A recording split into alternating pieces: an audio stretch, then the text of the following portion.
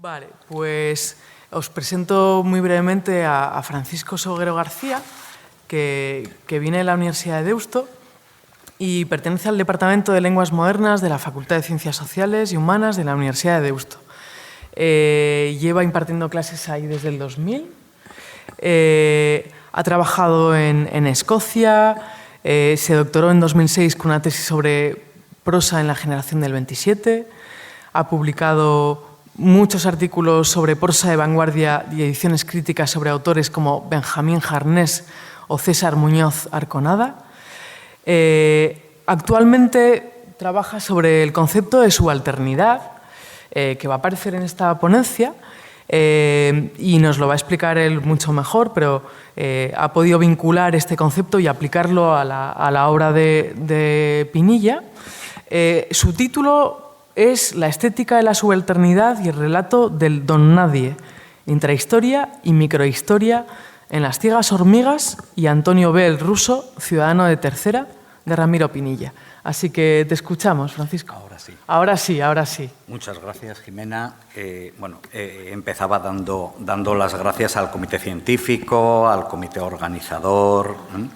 Bueno, aprovechando que vamos a contar aquí mañana, no sé si está ya por aquí, con el profesor Fernando Valls, que es gran conocedor de la obra de Pinilla, pero también de la obra de Chirves, y hace 3 semanas de una conferencia sobre él en Madrid, sobre Chirves, sobre el alicantino. Me gustaría comenzar con 2 pequeñas citas, una de este escritor alicantino de Chirves y otra de María Bengoa, la compañera de Pinilla, para centrar un poco lo que es mi presentación. A comienzos de agosto del 2007, en el 3er tomo de sus diarios, el escritor alicantino Rafael Chirves dice que está leyendo un libro fascinante, dice: estoy sacudido por su fuerza, la fuerza de verdes valles, colinas rojas, y dice, para lo que nos interesa, lo podéis ver en la cita, dice: Pinilla coloca los mitos y la novela en el corazón vivo de la historia, a ras de suelo, de barrizal y de vientre, con materiales de construcción de la idea de pueblo. Dice: lo cotidiano como elemento constructivo.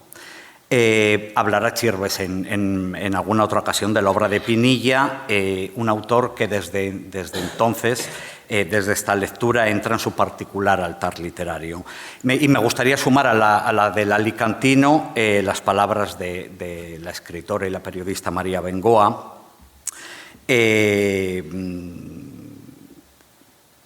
Fue María la encargada, antes hablaba con ella, de prologar el monográfico Ramiro Pinilla, El mundo entero se llama Rigúnaga, que la profesora Merche Acillona editó, coordinó en el año 2015, que hasta el momento es el más brillante, para mí el más brillante y el único tomo completo de estudios sobre Pinilla. Decía en ese prólogo María, además María titulaba su prólogo, tenéis ahí el título, Ramiro Pinilla, el escritor que sabía escuchar y que define perfectamente al de Guecho. Dice: tenía una manera sincera de interesarse por los demás, particularmente por la gente más humilde. A un chofer le interrogaba sobre su trabajo, a la becaria que venía a hacer su primera entrevista le preguntaba si había escrito algún cuento, etcétera, etcétera.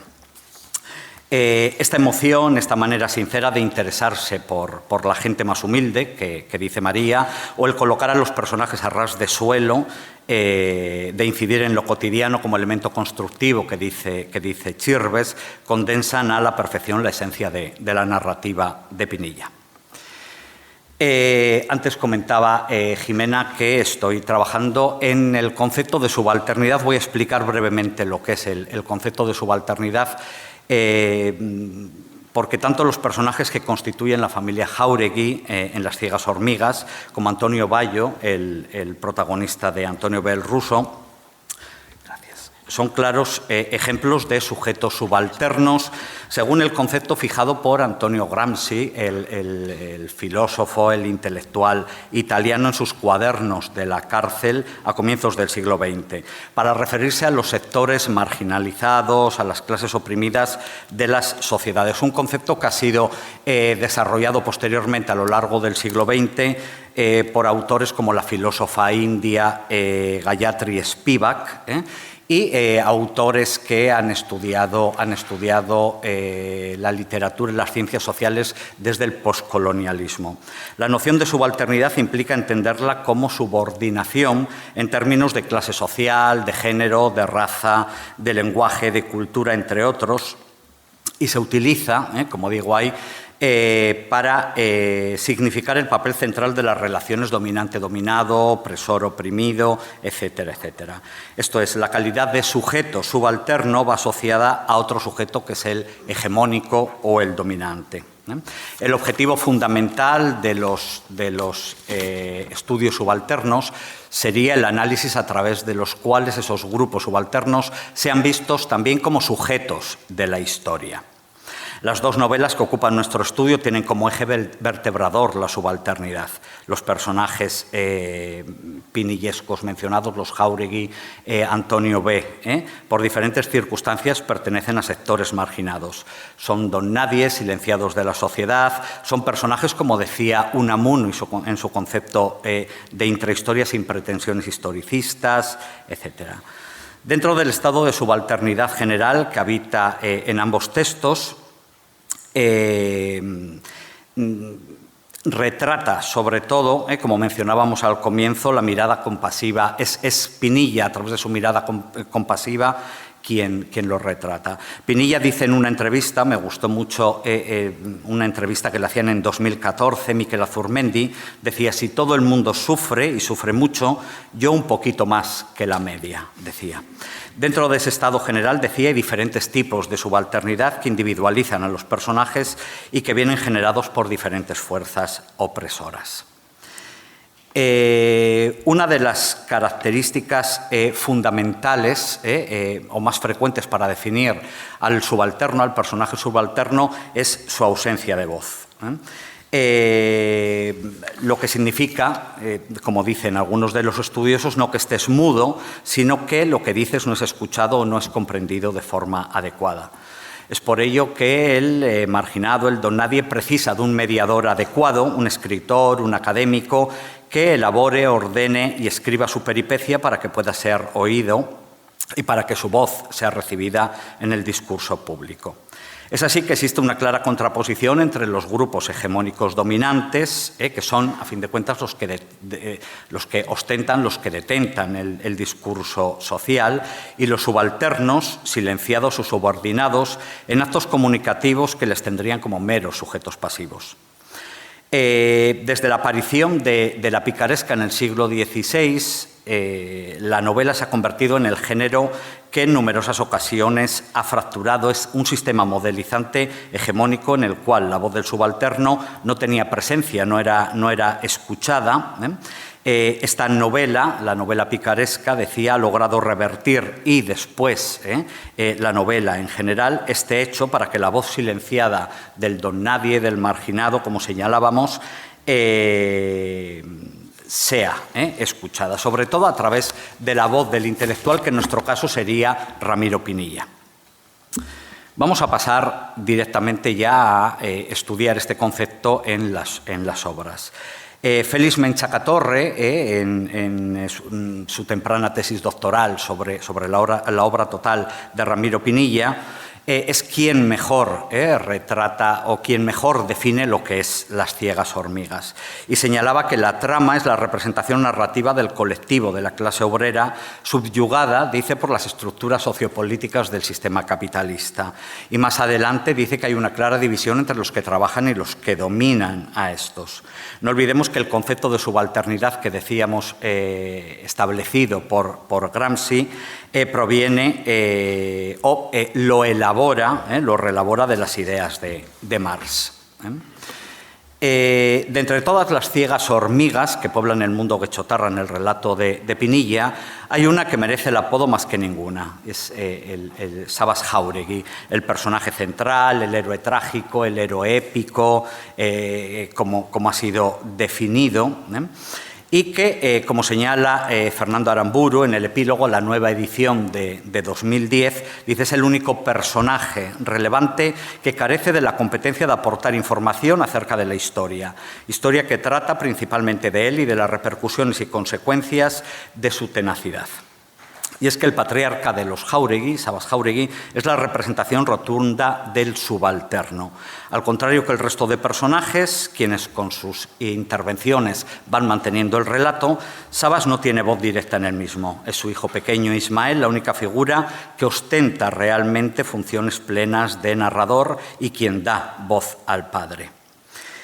Como acertadamente señala el mencionado Menchacatorra en su tesis, dice: del único que no vemos lo que piensa es del padre. No obstante, todos los pensamientos se dirigen hacia él, que es el centro donde confluyen los rayos del abanico formado por los miembros del clan.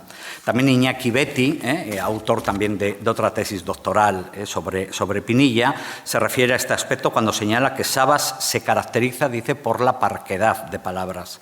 Es el único personaje de la novela cuya voz permanece callada. Hay un concepto señalado por los estudiosos de la subalternidad muy interesante para explicar la conducta del patriarca de Sabas. Recordemos en este punto que, como decíamos anteriormente, la posición del subalterno se obtiene cuando existe un proceso de subalternización ejercida por otro individuo o colectividad perteneciente a la clase dominante hegemónica. Pero no puede olvidarse que entre los subalternos también puede haber subalternizadores, lo que explicaría la posición dominante de Sabas respecto a los miembros de su familia y especialmente respecto a su esposa Josefa, como veremos después. En cuanto a lo primero que mencionábamos, la carencia de voz, es significativo el momento en el que el primer saco de carbón aparece ante los ojos de los miembros de la familia que están recogiéndolo. Es Ismael quien, en su papel de narrador principal, relata cómo se sentían todos en ese momento, pero especialmente su padre. Y dice: miramos el semblante casi emocionado del padre y pensamos muchas cosas de esas que no pueden salir del interior de cada uno. Dice: lo sentíamos agitarse y callábamos. Nos hablaba sin lenguaje y callábamos. Nos enlazaba al grito del primer hombre que vio el primer rayo y callábamos. Miramos las manos, nos miramos unos a otros y callamos. Y no hubo más.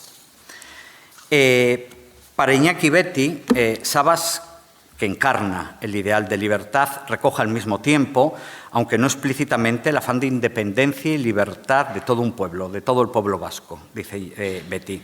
Sabas se convierte en un héroe colectivo, añade. Si extrapolamos la idea de Betti del mundo novelesco a la sociedad del momento en que fue publicada la novela, es fácil deducir que Las ciegas hormigas es realmente una crítica a la organización social de la época y una manera de subrayar la subalternización del pueblo vasco en su conjunto. Pasamos a otro personaje para ver este concepto, que es Josefa. Como vamos viendo, el aliento de subalternidad política y económica sobrevuela en toda la novela, en todas Las ciegas hormigas, desde la primera a la última página. Sin embargo, existen diferentes tipos de subalternidad individualizados y generados por la fuerza o fuerzas opresoras que la ejercen y que dan lugar a diferentes tipos de exclusión. Josefa, la checuandre, la esposa abnegada de Sabas, es víctima de la sociedad machista en la que le ha tocado vivir. Es un ejemplo evidente de subalternidad por razón de género. Hay dos momentos decisivos en los que se presenta de manera manifiesta esta esencia subalterna de Josefa. El primero de ellos es todo el capítulo en el que en una de sus intervenciones, en la más extensa de todas las suyas, en la que da cuenta de los días en los que conoce a Sabas, el noviazgo o no noviazgo, ahora lo explicamos, y acaba casándose con él. Dice ella, es muy interesante, dice: lo recuerdo aún muy bien. El cura dijo: Sabas, ¿tomas a esta mujer por legítima esposa? Y luego, sin apenas volverse: Josefa, ¿quieres que te tome este hombre por legítima esposa? Eso es lo que oí yo. Dice: las negritas son mías, el subrayado es mío. Arrodillada junto a él, atada de pies y manos sin ninguna cuerda, subyugada, vencida y, ¿por qué no?, rendida, furiosamente sometida, capturada y secuestrada ante los ojos impasibles de todo el mundo. La llegada ante el altar de Sabas y Josefa se produce después de un noviazgo prácticamente inexistente, como decía antes, que ella va describiendo como un denodado ejercicio de persistencia por parte de Sabas. Y así dice: pretendió tan solo que yo comenzase la quema de mi provisión de cartuchos, sabiendo que algún día se me acabarían y quedaría indefensa. Más adelante dice, refiriéndose a este proceso, que se sentía como encerrada en algo, prisionera. ¿Vale? Y dice: ya me veía en ella, refiriéndose a la Iglesia, arrodillada a su lado, secuestrada. Más adelante señala: no sabía lo que me pasaba, no podía pensar, como si él ya se hubiese adueñado hasta de mi yo interior. La determinación de Sabas es tal, su persistencia es tal, que elabora los muebles para el dormitorio conyugal sin haber comenzado un noviazgo formal. Dice ella: me enteré de que la cama y el armario de roble ya estaban concluidos e incluso me explicó qué clase de adornos labrados llevaban, dice Josefa. Actitud que raya casi con el despotismo cuando llega a fijar la fecha de la boda sin contar con ella. Dice: había fijado la fecha de la boda el 31 de agosto próximo, de modo que hasta dejaría de tener un noviazgo como toda mujer sueña, que me arrancaría de mi soltería y sin transición me convertiría en su compañera de lecho. Y vuelve a decir: raptada, secuestrada y en cierto modo hasta esclava, pues me dijo también que aquella era una buena fecha para realizar los dos juntos la recolección del maíz en septiembre, privándome también del viaje de novios, trasplantándome en un mismo día de mi casa de soltera a la de casada, del convento al lupanar, sin la purificación que es para toda mujer el viaje nupcial. Señalábamos antes que en determinadas circunstancias cualquier subalterno puede llegar a convertirse en fuerza opresora, en subalternizador, sin llegar a perder su esencia primigenia. Puede haber, por ejemplo, un subalterno económico, como en el caso de Sabas, que subalternice a una mujer, la cual queda en posición de subalterna en razón de su sexo, que es lo que sucede con la patriarca, con el patriarca de los Jáuregui, respecto a su esposa. Dice: y hablaba convencido de lo que decía, seguro de sí mismo, previsor de todo, dominador, casi con poder para manejar los hilos de las vidas de los demás.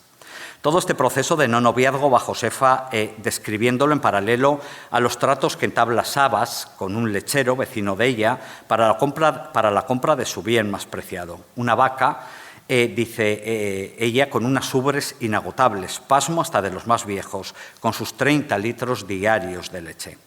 Idéntica perseverancia será la que ponga Sabas en la consecución de esposa y de vaca, con lo que asistimos a la deshumanización y a la consiguiente animalización de la mujer.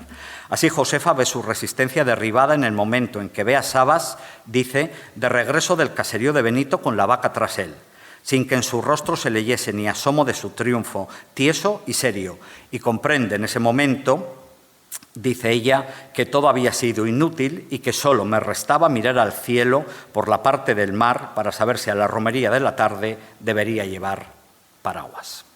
Dice. Perdón. Josefa esposa. Vale. Sí. El papel de Josefa como madre también se ve afectado por su condición de personaje subalterno. Pedro, su hermano, da cuenta en uno de sus parlamentos, Pedro, el hermano de Josefa, del momento en el que Sabas llega al caserío familiar con el cuerpo de Fermín, el hijo que ha fallecido hace unas horas despeñado por el acantilado. Y dice: creo que Josefa no va a poder hablar más. Ha vuelto el rostro hacia Sabas y éste la mira como podría hacerlo una piedra con ojos. El dolor de mi hermana parece aplastarse dentro de ella y allí queda, envenenando su sangre. Sabas lo contiene. Mientras ella contempla el rostro del hijo muerto, su marido sigue en pie mirándola, vigilándola, y cuando se lo llevan, dejan arrodillada en el mismo punto a Josefa petrificada. El símbolo de la piedra abunda en el binomio subalterno-subalternizador que veíamos antes. Sabas es una piedra con ojos que a su vez petrifica a su esposa. Por un lado, la piedra es un símbolo universal usado a lo largo de la historia como signo de fortaleza, de solidez, de poder incluso, pero por otro, la piedra es lo inerte, lo que no tiene vida, lo que no tiene voz. Y recordemos en este punto que la principal característica del subalterno es la ausencia de voz, la incapacidad de expresión. Para terminar con Las ciegas hormigas, no abandonamos al personaje de Fermín, porque voy a referirme siquiera brevemente a otro tipo de subalternidad individual presente en la novela. Antes de su mortal accidente, Fermín vive confinado por voluntad propia en el desván del caserío, sin apenas contacto con el resto de la familia, construyendo embarcaciones de remo que destruye a continuación. Es a través del único soliloquio en que podemos escuchar su voz como podemos inferir la razón de su reclusión. Tras una entrega de medallas en una competición de remo y la consiguiente celebración, Fermín no será capaz de consumar una relación sexual con Berta, la esposa de su tío Pedro. Dice: descubrí que todo había sido falso, que la carrera de traineras jamás tuvo un vencedor, que todo volvía a ser como antes, que yo era de nuevo Fermín, el simple, porque no era capaz de hacer lo que todo hombre podía. Fernando Aramburu, de nuevo, señala en el prólogo acertadamente que se trata de un drama íntimo que agobia desde antiguo a este personaje. Drama acrecentado por la sombra del padre que pesa sobre él de un modo aplastante. Un padre que es epítome de fuerza, de virilidad y cuyo espejo refleja de dudas la suya propia, lo que le lleva a la reclusión en el desván. Dice Aramburu: la conciencia de la virilidad fracasada lo conducirá a un estado morboso de autodesprecio. Con todos estos indicios, no es descabellado considerar a Fermín como un personaje homosexual que, ante la no aceptación de su condición, decide silenciarse, recluirse, enmudecer socialmente, con lo que se convierte en un subalterno por razón de orientación sexual. Cobran sentido así pasajes de la novela como el mencionado episodio de la entrega de medallas por parte del alcalde de la localidad, cargado de un evidente sesgo homoerótico. Es Fermín quien recuerda. Dice: bravo muchacho, me dijo, con su rostro terso y limpio, sonriente, perfectamente afeitado, oliendo a colonia cara y aquellas manos suaves, sin callos, sonrosadas y sus ropas buenas y bien planchadas, y aquella camisa blanca, escandalosamente blanca, como jamás viera yo una. Aquel hombre de otro mundo repitió: bravo muchacho, y me lo dijo a mí, a quien nadie hasta entonces dedicó no solo la menor alabanza, sino ni siquiera aprobación a ninguna de las cosas que llevaba hechas. La medalla quedó colgando de la tela de mi sudada camiseta, notaba su peso, y él seguía mirándome sonriente, afable, como a un igual, y yo toqué la medalla con los dedos y me eché a llorar, y todos creyeron que era por la emoción de la victoria. Esa medalla, de la cual no se desprenderá y llevará siempre colgada, va a convertirse desde entonces en el símbolo de la evidencia, cuyo recuerdo no se resigna a perder por completo. Dice: guardé la medalla y ella fue para mí siempre mi burla. La oía reírse de día y de noche, pero no podía apartarla de mi lado porque hablaba la verdad y me impedía caer de nuevo en el engaño. Para finalizar con este apartado, hay sendas descripciones físicas de claros tintes grotescos que refrendan lo que venimos diciendo. Pedro, su tío, en un momento se refiere a su cuerpo, al cuerpo de Fermín, como un cuerpo amplio y redondo, marcándole femeniles formas. Y Berta, la esposa de Pedro, recordando el episodio de acercamiento sexual a su sobrino, dice: allí estaba él humedeciendo su camiseta, que parecía quedar chica para aquellos femeniles pechos y aquel odioso estómago de animal ahito, prominente y temblón. Pasamos a Antonio B. el Ruso y la subalternidad en esta novela. Ramiro Pinilla publica Antonio B. el Rojo, ciudadano de Tercera, España, España, tenéis ahí la portada, en 1977. No será publicado de nuevo hasta 30 años después, en 2007, con el título de Antonio B. el Ruso, ciudadano de Tercera.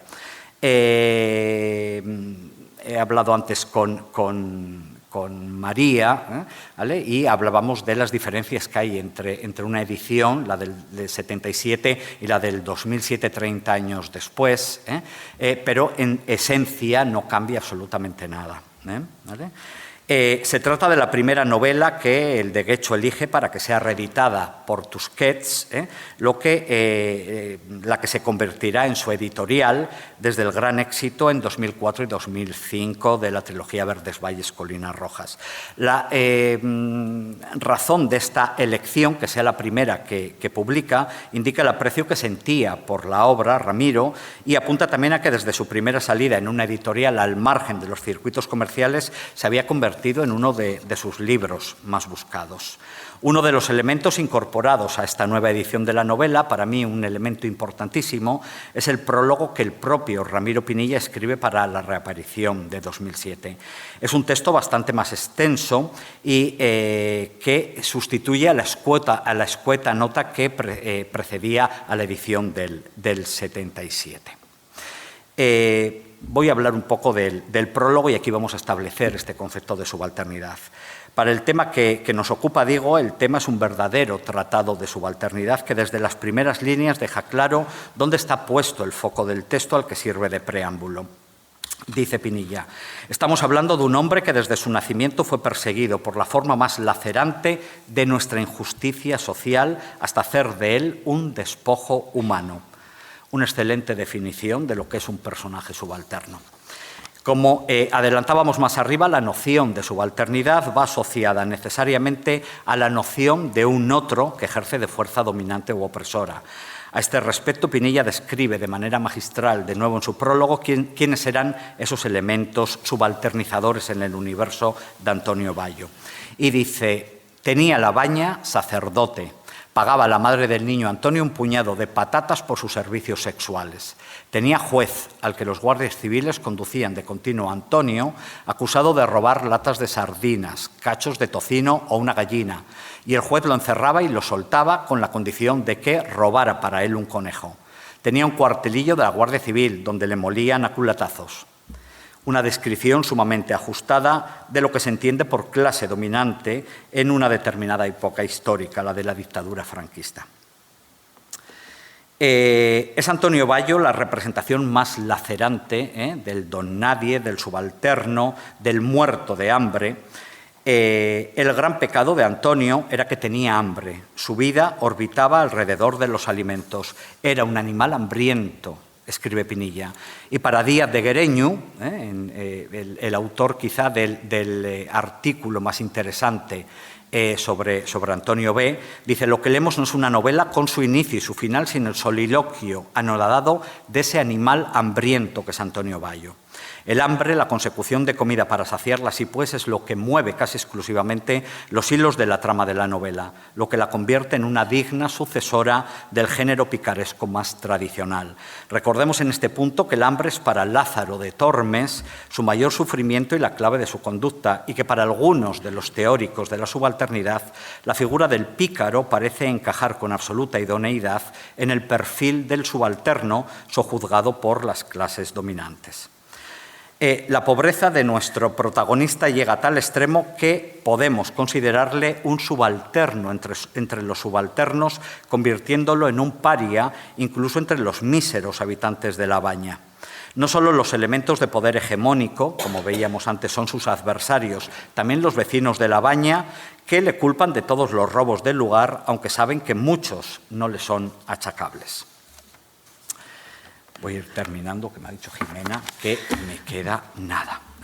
Como mencionábamos al principio, las narrativas de esta dupla asimétrica, oprimido, opresor, subalternizador, subalterno, han tenido históricamente un equilibrio muy desigual. Frente a los discursos hegemónicos de las clases dominantes, las voces de los excluidos, de los sujetos periféricos de la historia, no han tenido una narrativa subalterna equiparable. Son personajes sin voz. Pinilla es el intelectual que recoge el testimonio de Antonio Bayo, el subalterno Antonio Bayo, y lo ubica en el contexto de la narrativa de los oprimidos, discurso que interactúa a partir de su exposición pública con los predominantes en el orbe de las expresiones culturales. Es importante señalar que es Antonio Bayo quien da el primer paso de aproximación a Pinilla. Es el subalterno, algo muy curioso en este caso, quien se acerca al mediador para que ponga por escrito el relato de su villa. Esa necesidad de dejar por escrito sus miserias podría responder a un cierto afán de protagonismo por parte de Antonio, pero también, como certeramente se ha comprobado desde las ciencias psicológicas y desde otros ámbitos del conocimiento, al posible valor terapéutico que el relato autobiográfico pudiera suponer para el subalterno. No es la de Pinilla, como él mismo anota, una obra que podría calificarse de autobiografía, dice. No es autobiografía, evidentemente, en sentido estricto, estrictos y entendemos esta como la narración de una vida escrita por el propio protagonista de la misma, pero sí es una narración autobiográfica transmitida oralmente. Desde ese punto de vista es Pinilla el terapeuta que escucha desde un diván metafórico el relato terapéutico de Antonio Bayo. Para finalizar, es pertinente señalar en este punto, para reforzar la idea o no de la necesidad de contar las narrativas subalternas, un pequeño fragmento de Antonio B., el ruso, en el que un compañero de prisión le dice: Ruso, ¿para qué quieres tú saber leer y escribir? El saber leer y escribir te atará a ellos y un hombre debe ser libre. ¿Y sabes por qué te atará a ellos? Porque luego te harán leer libros escritos por gente como ellos. Y entre todos te convencerán de que hay que respetar las leyes que también han escrito ellos. ¿Vale? Por eso mismo mi reflexión es que son necesarias las narrativas subalternas. Y ya finalmente... tenéis ahí, no sé si alguien ha visto alguna vez estas imágenes, son imágenes de Antonio Bayo, que yo trasteando no he dicho que Antonio B., el ruso, es mi obra favorita, mi obra preferida de Pinilla, y trasteando, buscando referencias sobre él, llegué en Facebook a un grupo que se llama Antonio B., el ruso. Me pareció curiosísimo y digo, seguro que no trata sobre esto, seguro que es alguna otra cosa. Pinché y había gente que colgaba imágenes de él. Este es Antonio B., el ruso. Además, podemos cerciorar, podemos darnos cuenta de que es cierto, porque si os dais cuenta, en su mano derecha le faltan los dedos, que él explica en uno de los pasajes, que le estalla una escopeta, ¿vale? Y pierde diversos dedos de la mano. Me hizo mucha ilusión ponerle cara y decía, me lleva al principio de la intervención y a las palabras de María acerca de la manera sincera de Ramiro de acercarse a los demás, especialmente a los más desfavorecidos, a los subalternos, a los donnadies. Esta manera de Pinilla de atender durante un mes, dice, el relato de Antonio Bayo, contándole sus peripecias. Esa manera de escuchar de Ramiro Pinilla, que yo creo que es lo que en definitiva le define como escritor, pero también como persona. Muchas gracias.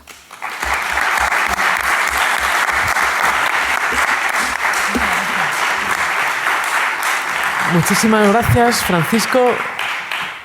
Has ya empezado la jornada con muchas cosas igual que decir. Propongo que las personas que quieran plantear preguntas lo hagamos todos al final, ¿de acuerdo? Así que, sin más dilación, vamos a pasar a la segunda ponente. Igual me puedo yo poner aquí. No, te puedes llevar esto. Vale, sí. Sí. Pues mientras preparamos la presentación, yo voy a presentar a María de la Montaña Hernández Rosado, que es licenciada en Filología Inglesa y también en Filología Española. Tiene además un máster en Formación e Investigación Literaria y Teatral en el contexto europeo por la UNED, en los 3 casos. Es funcionaria de profesora, ¿no?, desde hace 25 años en el Cuerpo de Profesores de Enseñanza Secundaria, especialidad Lengua Castellana y Literatura.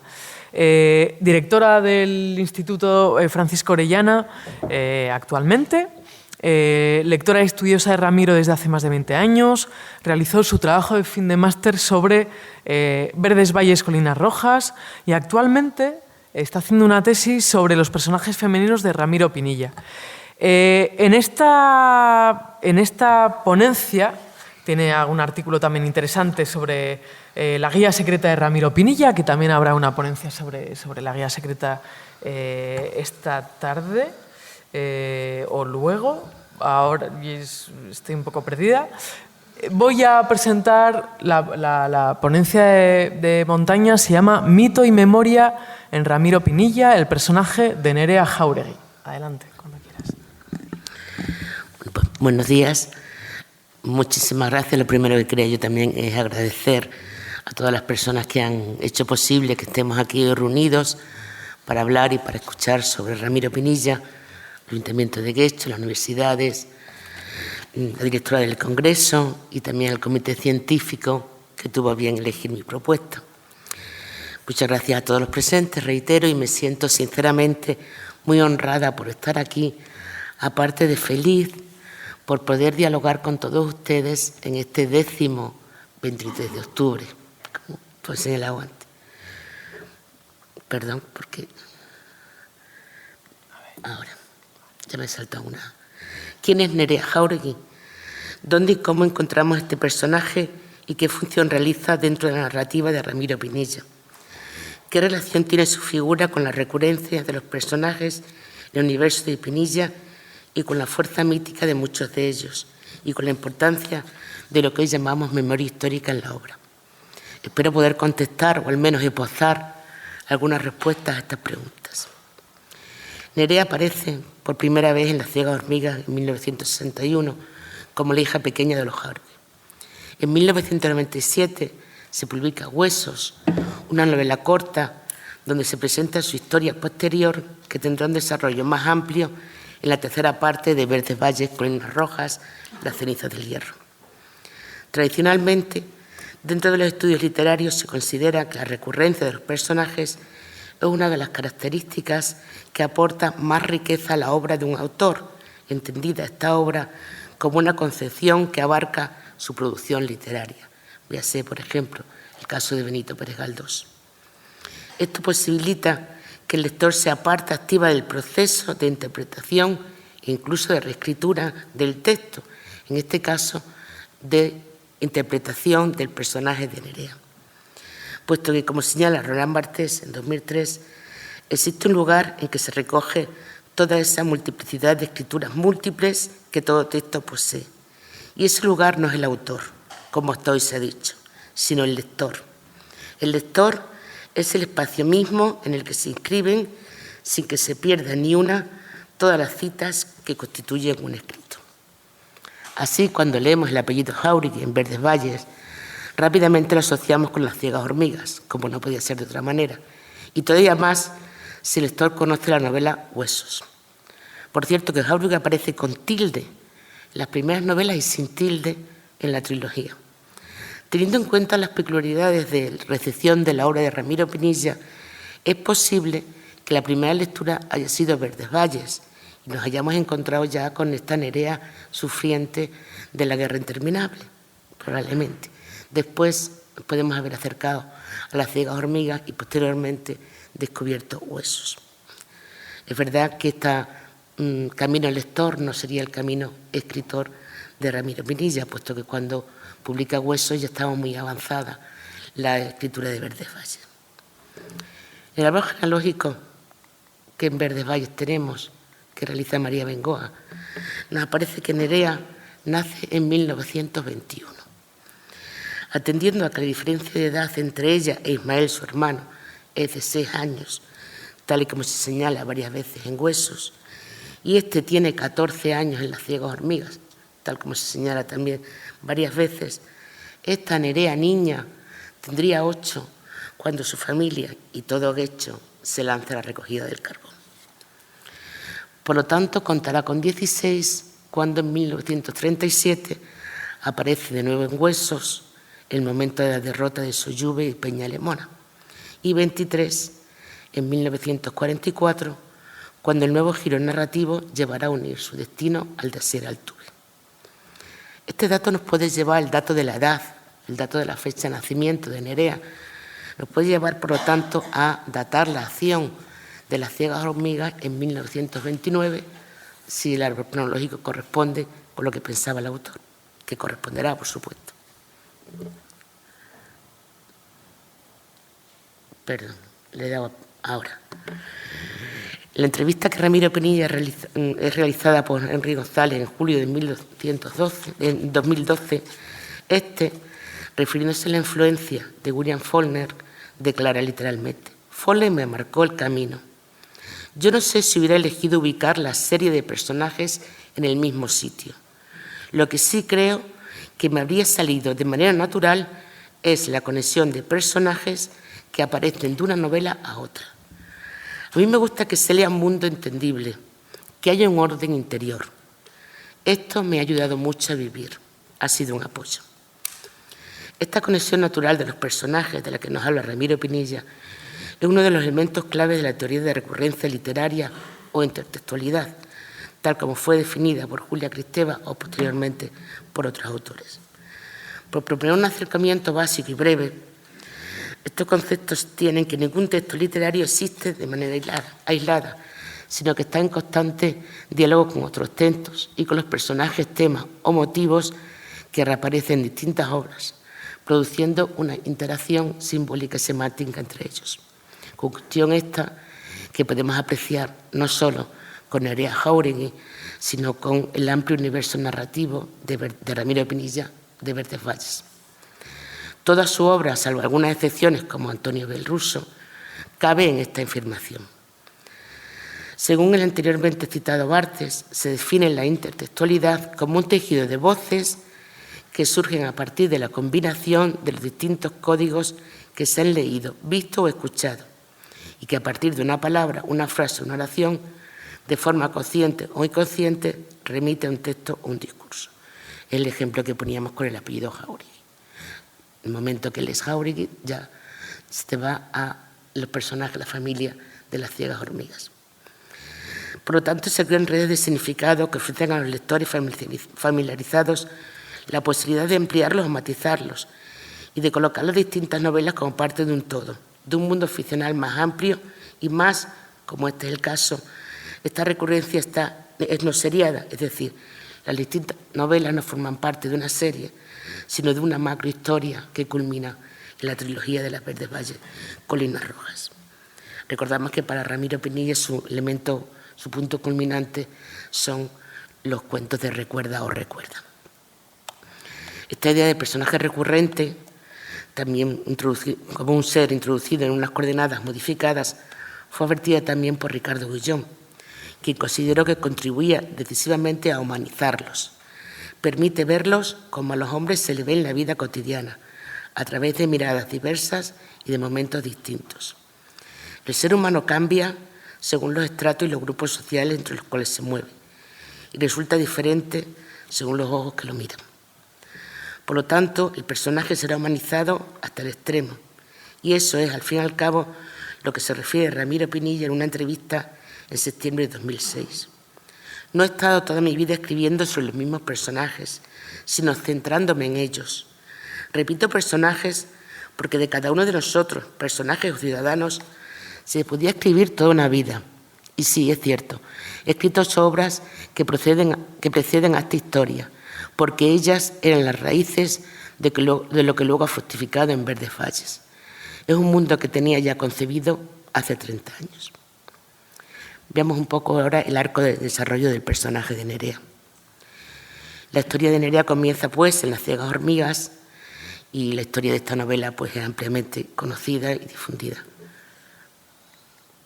Pues el 6 de enero del año 61 se falla en el Terris de Barcelona el Premio Nadal en su 17ª edición y el ganador de este año es Ramiro Pinilla, junto a otro finalista, otro autor desconocido, pero de abolengo literario, que es Gonzalo Torrente Malvido, hijo de Gonzalo Torrente Ballester.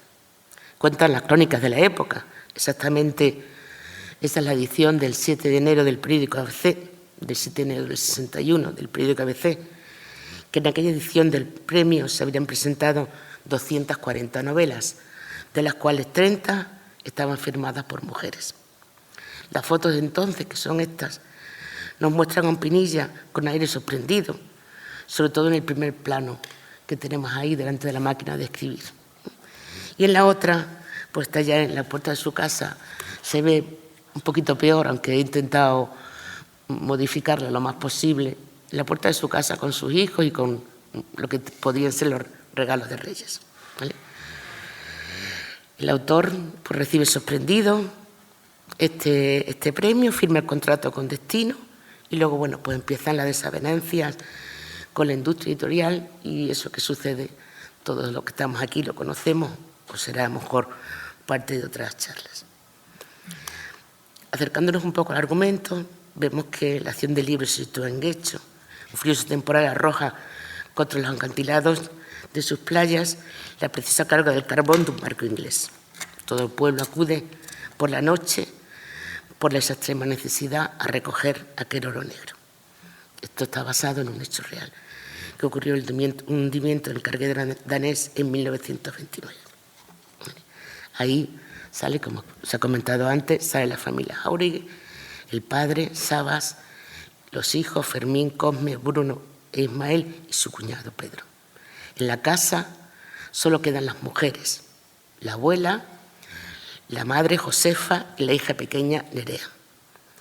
Los personajes femeninos de esta novela quizás no tengan la fuerza que adquieren en otras, no son ellas, no son Isidora de Verdesvalle, pero sin embargo nos dan la visión que hay de la familia, no toman el protagonismo, no tienen la voz de mando, pero su presencia es importante. La abuela y Nerea aparecen como contrapuntos trágicos, pero a la vez similares, cada uno en un extremo de edad. Las dos se dejan llevar por sus propios anhelos. En el caso de la anciana, el deseo de calentarse, ya que siempre tiene mucho frío. Y en el caso de la niña, su amor por los 3 gatitos recién nacidos, a los que la familia no puede atender por ser ya muchos. Este hecho incluirá un elemento violento en la obra, ya que Nerea, que sigue la estela esa obsesiva que tienen sus hermanos, Fermín, la trainera, Cosme, la caza, como veremos después, no duda en matar la gata, destrozar su muñeca, la única que tiene posiblemente, y todo por poder dedicarle solos el amor a esos gatitos. Es un episodio en realidad desgarrador, porque la niña, los gatitos mueren, y ella compara esa muerte con la pérdida, con la pérdida de su madre, de su hijo Fermín en el accidente del acantilado. Ella dice en el monólogo de Nerea: ahora estoy en la cama, donde me han metido entre el padre, Cosme e Ismael, y han estado mucho tiempo a mi lado, sujetándome hasta que me he quedado dormida, o por lo menos quieta y baldada. Y entonces ellos han salido del cuarto calladitos. Pienso que si a mí me han matado a los gatitos, a ella le han matado al hijo. Nerea se obsesiona, por supuesto, con esos gatos, ¿no? Como su hermano Fermín, con la trainera o con la caza Cosme. Pero el problema de Nerea es que esta obsesión pues, está vinculada con el ansia de maternidad, que al fin y al cabo pues, era como el destino lógico que ella tenía. Ella tenía que casarse, tenía que tener hijos, porque ese era el destino de las mujeres. Y sin embargo, lo descubriremos muchos libros después, nunca podrá ser madre, por los motivos que después veremos.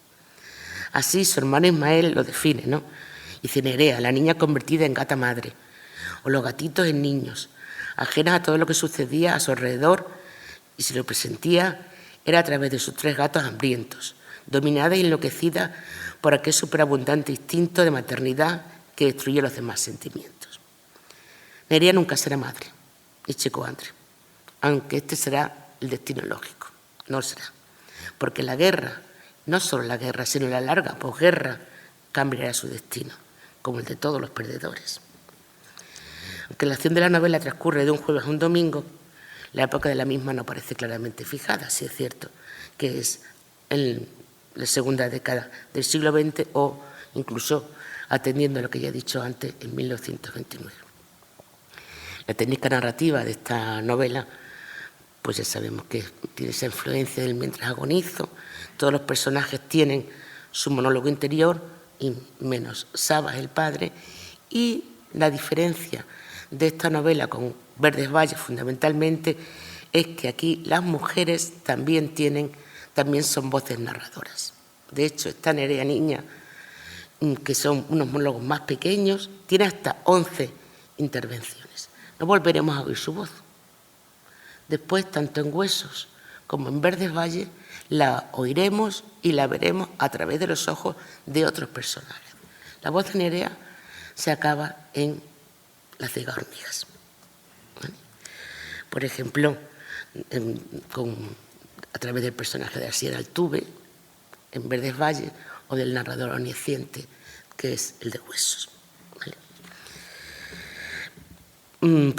Por poner un ejemplito rápido, en Huesos, en la página 73, pues tenemos una descripción física de Nerea, que dice: el pueblo comentaba que a los 22 años era demasiado pronto para que se condenara a sí misma a la condición de virrochita, sobre todo cuando nadie se había atrevido a colgarle el San Benito.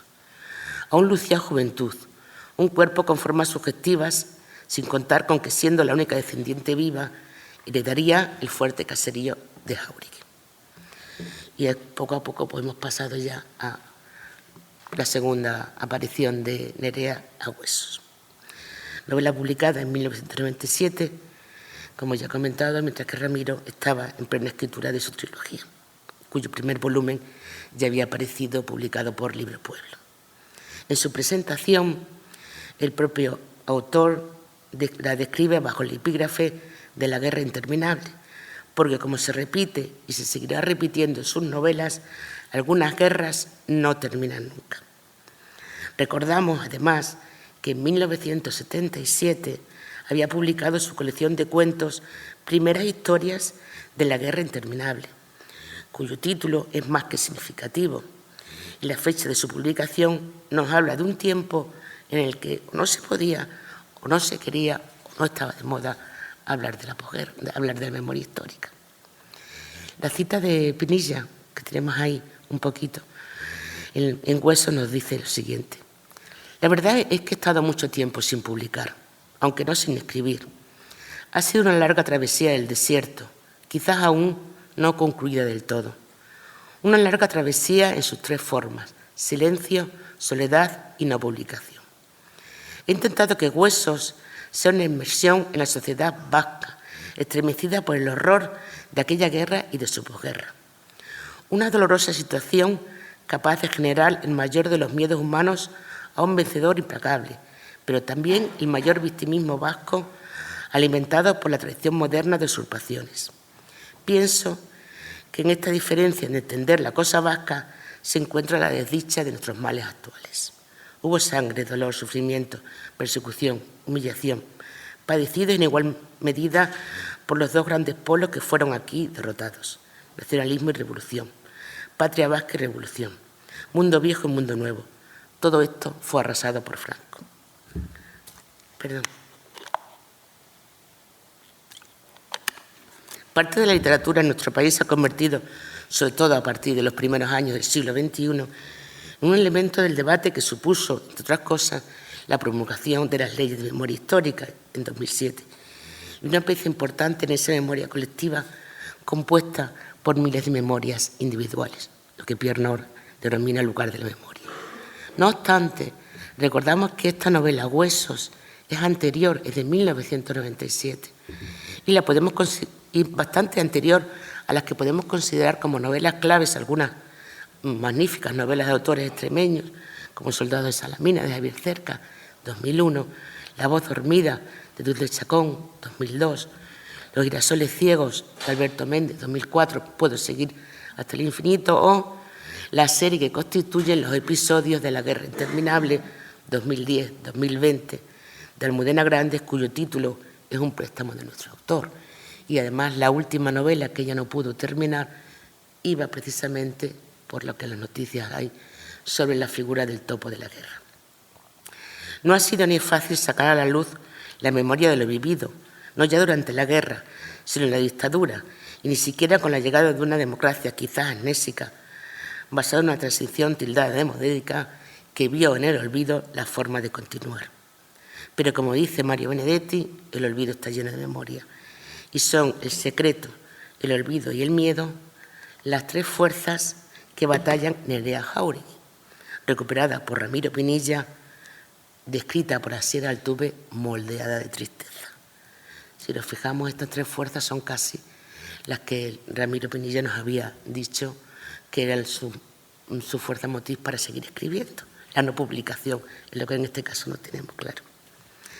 Se nos presenta a un joven Asier Altuve que se ve condenado a vivir ocultando un secreto que conoce por casualidad en una dramática escena.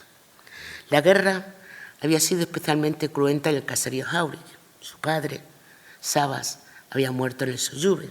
Bruno, el hermano mayor, había sido fusilado en 1938 y Cosme e Ismael habían muerto en Peña Lemona. Después de esos acontecimientos empieza el episodio que narra nuestra novela. La novia del hermano pequeño Ismael, Alodi, convertida a los ojos de todos en una viuda de guerra, pasa todos los días por la casa familiar sin motivo aparente más que el recuerdo. Si Alodi sabe o no sabe el secreto que se oculta en el caserío, no nos será revelado, como no nos es revelado quién es el asesino de José Arcadio en 100 años de soledad. Desgraciadamente, un día, en 1944, Alodi muere atropellada por los bueyes de uno de los eternos, Larreco. Testigo del desenlace es Asier, que también se siente atraído por esa casa vacía de hombres y con 2 mujeres que han tenido 4 muertos durante la guerra. Pero es en ese instante, cuando en una revelación trágica que cambia su vida para siempre, Asier descubre que Ismael no está muerto, sino que está encerrado en Jáuregui. Ismael es un topo de la guerra, lo que llamamos un topo de la guerra. Como descubriremos después, será su hermano Cosme. Así se obsesiona por el secreto y este le quema por dentro. Y eso le hace acercarse a Nerea, iniciar un noviazgo que es imposible, puesto que él es incapaz de revelar que sabe lo que pasa en Jáuregui y ella no puede hacerlo porque su propio destino, su propia tragedia personal se lo impide.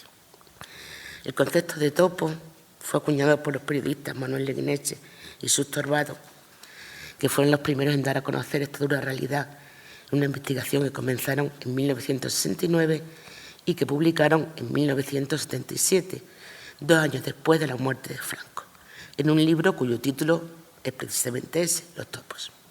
Anteriormente, la figura de estos escondidos de la guerra había aparecido en algunas obras literarias, como Noviembre y un poco de hierba, de Antonio Gala, el cuento de Ana María Matute, El maestro, del volumen El arrepentido y otras narraciones, o El topo, de Sanchís Sinesterra, una de las piezas de su obra Terror y miseria en el primer franquismo.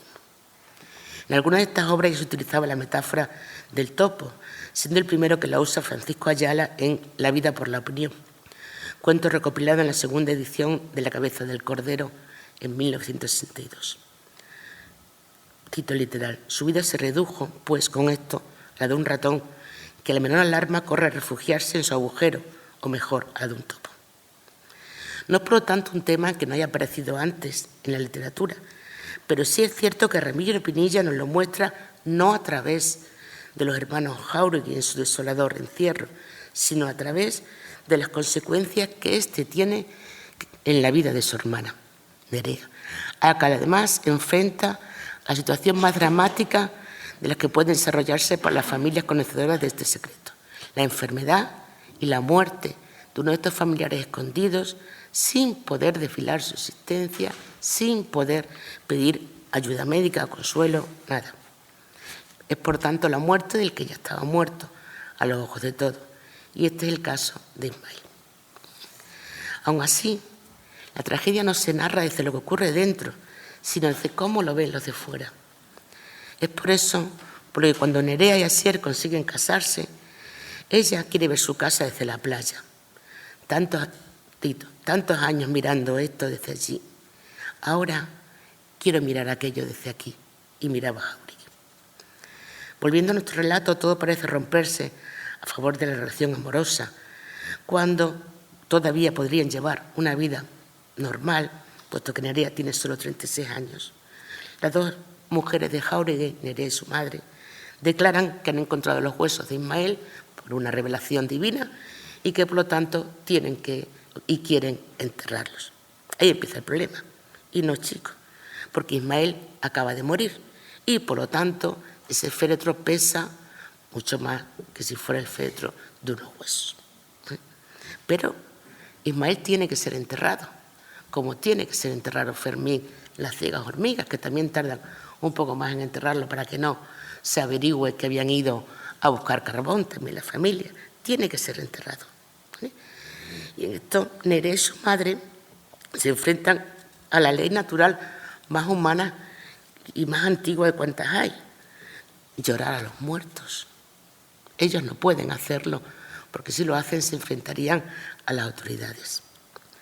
La memoria literaria de todos nosotros nos lleva a relacionar este hecho con la figura de Antígona, la tragedia homónima de Sófocles que todos conocemos.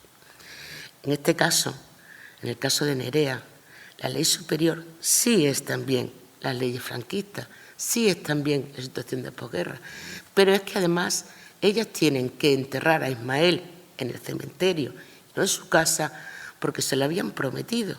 Le habían prometido enterrarlo junto a su novia, a Lodi, en el cementerio, junto al mar, porque cuenta la leyenda, y Ramiro Pinilla nos lo va a contar después en el cementerio vacío, cuenta la leyenda que después los enamorados que están enterrados salen por detrás y están juntos para toda la eternidad en el mar. Así que Nerea y su madre tienen que hacerlo. Ahí por ir terminando un poquillo, que me queda otro punto, bueno, pues ahí les ayudan a hacer y el maestro, y bueno, ahí ya se va descubriendo un poco, solo un poco, lo que es la historia de los Áureos. Y para terminar, pues quería presentar ya más brevemente esta teoría del iceberg narrativo que todo el mundo conoce, es una teoría de origen freudiano en el que se dice que lo que se ve no es más que un 10% de lo que se es en realidad, ¿no? Esta teoría la desarrolla Ernest Hemingway, que como no tenemos ahí, que se hablará después en otra mesa redonda, esa influencia americana de las novelas americanas en Ramiro Pinilla. Y esto es lo que sabemos en Huesos. Ismael es un topo de la guerra, muere en Jáuregui. ¿Qué pasa con Cosme? Cuando termina la novela no sabemos qué pasa con Cosme, intuimos, pero no sabemos, no queda claro. Esto sería lo que Vargas Llosa llama el dato escondido, ¿no? Hay un dato escondido durante toda la novela y solo al final se intuye. En Verdes Valles ya tenemos más cosas, tenemos la perspectiva de Jáuregui, tenemos el fin del encierro de Cosme, tenemos cómo ven en el pueblo los mismos amigos de Asier esa relación, y sin embargo hay tantas cosas que no sabemos. ¿Qué pasa en Peñalemona? ¿Cómo sobreviven los dos hermanos, juntos, separados? Cuando llegan a casa, llegan los dos juntos, llegan separados, ¿qué les dice su madre, su hermana? ¿De qué muere Ismael? Son elementos que no sabemos porque no nos hacen falta, porque la maestría de Pinilla está en eso. Él quiere mostrarnos lo que quiere mostrarnos, que es qué ocurre con Nerea, qué ocurre con su madre, por ende, con Ismael, con Cosme, con los topos metidos en casa, con ese secreto imposible de decir. Y lo demás queda, esa intelectualidad del que hemos hablado antes, queda a lo que el receptor o el lector vaya bordando, vaya uniendo, porque además hay muchas cosas que tiene muchas ganas de saber. ¿Qué hace Nerea cuando se presenta a sus hermanos que dicen que está muerto? ¿Cómo es eso? ¿O de qué muere? Un Cosme, simplemente. Bueno, pues eso, como repito, aunque ya más breve, pues está basado en la teoría del iceberg narrativo de Hemingway, ¿no? Bueno, aquí tenemos la bibliografía, y simplemente para terminar, es decir, que Verdes Valles se nos dan algunos de estos datos, otros no, y no son importantes porque la fuerza narrativa de Ramiro Pinilla radica, como la de Hemingway, en lo que no dice. Esta no es la historia de dos topos de la guerra, aunque también lo sea. Es la historia de las consecuencias en Nerea, la hermana de subsistencia. No importa qué pasó en Peñalemona, no importa cómo llegaron a casa los hermanos Jáuregui, importa que se salvaron de la batalla, que regresaron, que tuvieron que negarse y ser negados, y que con ello fracturaron dolorosamente la vida de Nerea. Ramiro Pinilla es un escritor de personajes y que en ellos va tejiendo y destejiendo un universo que nos regala en su obra. El jurado que le concedió el Premio Nacional de Narrativa por la tercera parte de Verdes Valles destaca su capacidad para crear un territorio propio que se basa principalmente en el paisaje físico y en los dramas humanos.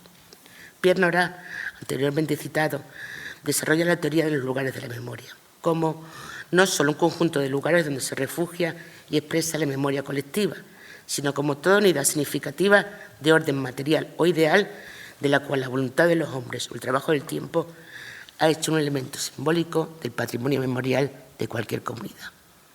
Es decir, no es cualquier lugar en que se recuerda, sino es aquel donde la memoria actúa. Por eso yo me atrevo a decir, ya para terminar, que la obra de Ramiro Pinilla, en sí misma, ella entera, es un lugar de la memoria. Y por ese lugar de la memoria es por donde circula nuestra Nerea Jáuregui. Me falta decir.